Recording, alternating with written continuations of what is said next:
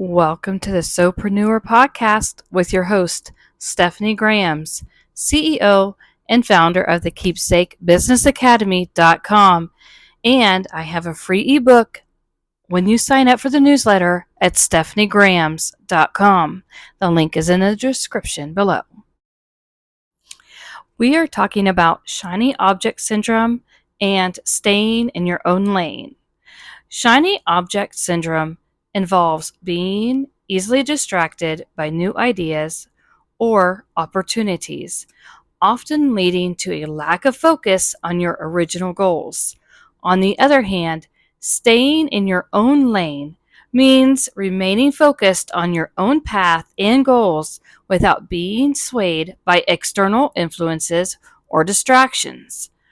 While shiny object syndrome pulls you away from your lane, staying in your own lane means you're committed to your chosen direction and goals, regardless of what others are doing or what new opportunities arise. It's about maintaining focus and consistency in pursuit of your objectives rather than constantly chasing after the latest trends or distractions. Here is a compare and contrast list between shiny object syndrome and staying in your own lane. Shiny object syndrome, easily distracted by new ideas or opportunities, tendency to jump from one project to another without completing tasks, lack of focus on long-term goals, consistently seeking novelty and excitement, difficulty in prioritizing tasks effectively, often leads to scattered efforts and limited progress.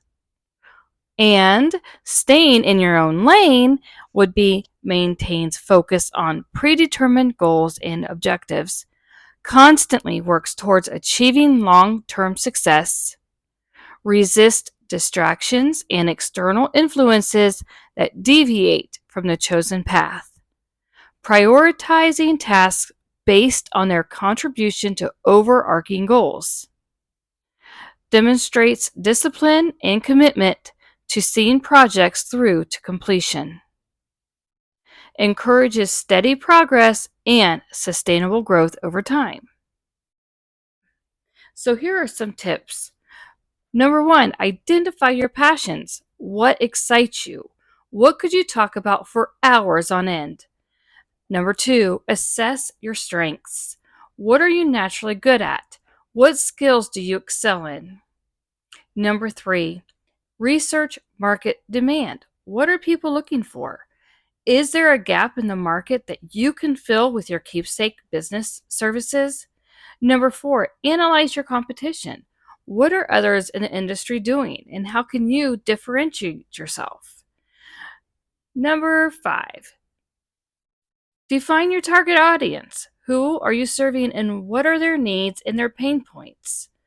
Number 6, create a unique value proposition.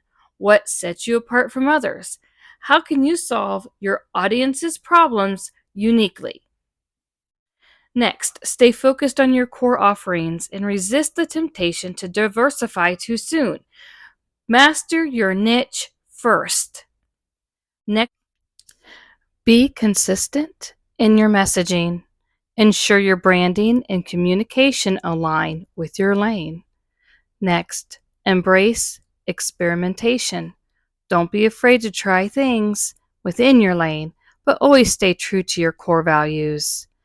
And lastly, regularly evaluate and adjust. Keep an eye on the market trends and feedback from your audience, and be willing to pivot when necessary. I hope these tips help you define your lane and navigate the path to success in your small business. As always, this is your host, Stephanie Grams, welcoming you to Sewpreneur Podcast. Check us out at stephaniegrams.com or join KeepsakeBusinessAcademy.com today. Have a great one. Bye-bye.